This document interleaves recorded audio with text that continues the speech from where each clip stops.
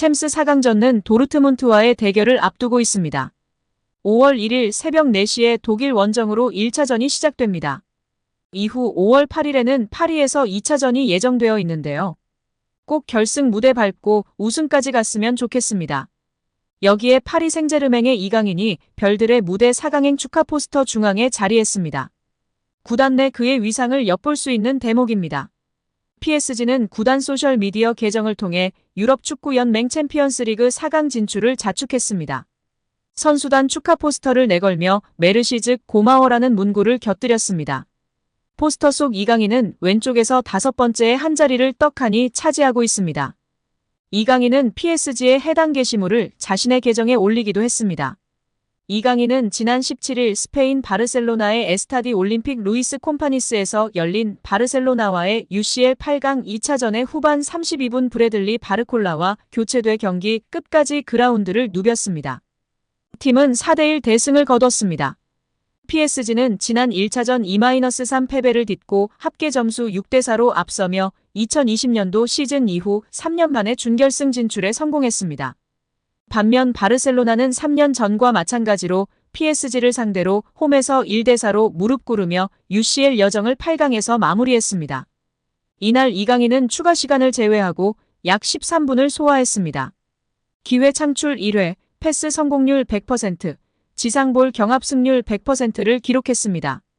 존재감이 뚜렷하진 않았지만 조금이나마 팀 승리에 일조했다고 보는 것이 객관적인 시선입니다. 평점은 80분간 뛰었던 에머리가 보다 높은 점수였습니다. 이제 이강인은 생애 처음으로 UCL 준결승 무대를 밟습니다. 이강인은 박지성, 이영표, 손흥민의 계보를 이으며 UCL 준결승에 진출한 4번째 한국인 선수의 이름을 올렸습니다. 이강인은 발렌시아 시절이던 2019년도 시즌 UCL 데뷔전을 치렀지만 당시 팀은 16강에서 탈락했습니다. 비주전이었던 이강인은 조별리그 소화에 만족해야 했습니다. 어릴 적부터 챔피언스리그 우승이 꿈이라고 말했던 이강인은 올 시즌 직전 PSG로 팀을 옮겨 마침내 준결승 안착에 성공했습니다. 그는 UCL 데뷔골 포함 8경기에서 327분 소화하며 1골 1도움을 기록 중입니다. 4강행 확정 후 이강인은 기쁜 마음을 마음껏 표출했습니다. 경기 직후 그는 자신의 소셜미디어 계정을 통해 챔피언스리그 준결승 진출을 확정 지은 멋진 저녁이다. 팬들에게 고맙다라는 짧은 소감을 전했습니다. 통계 매체 스코어 90에 따르면 도르트문트와 파리 생제르맹과의 4강 대결에서 결승 진출팀은 파리 생제르맹이라고 예상하고 있습니다. 무려 69%대 31%로 압도적인 차이인데요. 챔피언스리그 우승 확률은 레알이 39%, 파리가 27%, 뮌헨이 25%, 돌문이 9%입니다. 그러나 말 그래도 확률이고 이전 확률에서는 맨시티가 가장 높은 확률이었고 아스날도 뮌헨을 이길 확률이 높았으나 바뀌었습니다. 어떻게 될지 모르고 참고만 할 뿐인데요. 4강에서 반드시 돌문 잡고 결승에서 레알 잡고 우승했으면 좋겠습니다. 음바페의 파리에서의 라스트 댄스와 이강인 첫 시즌 챔스 우승은 너무나 환상적인 시나리오 같은데요. 과연 어떻게 될지 끝까지 이강인 선수 응원하도록 하겠습니다.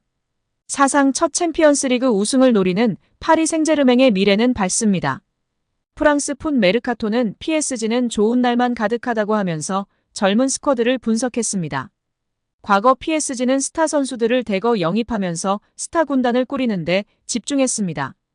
프랑스 리그앙에선 성적을 냈지만 UCL에선 부침을 겪었고 스타들을 제대로 관리하지 못해 어려움이 크기도 했습니다. 팀이 하나로 모이지 않는다는 비판을 들었습니다. 최근 기조를 바꿨는데요. 재능 있는 어린 선수들 수급에 집중했습니다. 유스 자원들이 이탈해 최고의 활약을 하는 경우도 있어 유스 지키기도 집중했습니다. 루이스 엘리케 감독 부임 이후 변화가 포착됐습니다. 리오넬 메시, 세르히오 라모스, 네이마르 등이 나가고 어린 선수들이 스쿼드를 채웠습니다. 이강인도 언급됐습니다. 2001년생으로 23살인 이강인은 발렌시아 시절 재능을 드러냈는데 제대로 기회를 얻지 못해 레알 마요르카로 갔습니다.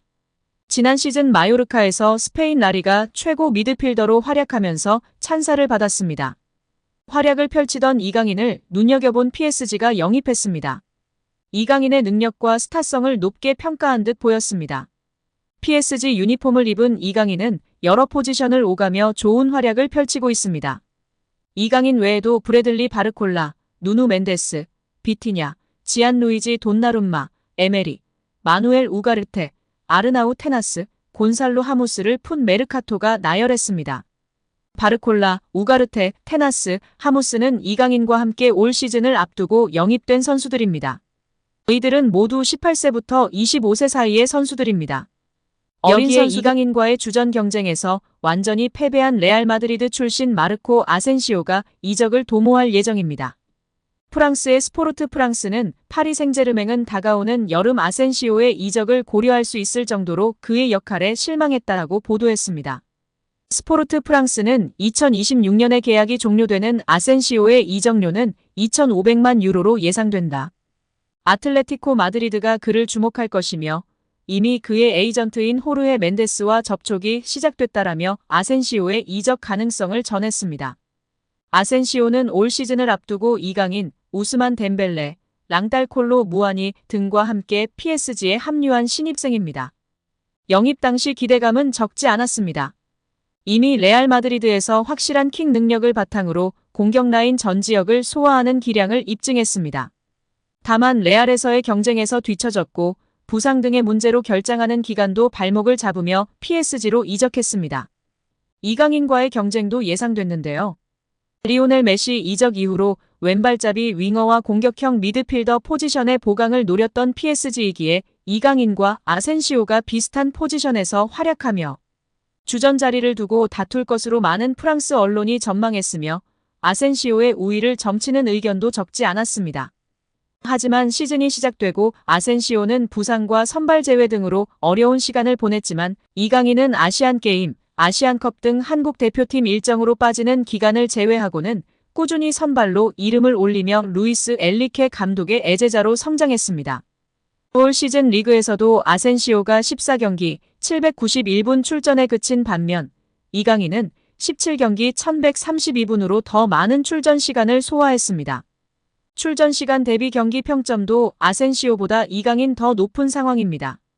결국 PSG에서 제대로 역할을 부여받지 못하고 최근 경기들에서도 교체로 출전한 비중이 높은 아센시오는 PSG 이적 이후 한 시즌 만에 다시 팀의 방출 대상으로 고려되고 있는 것으로 보입니다.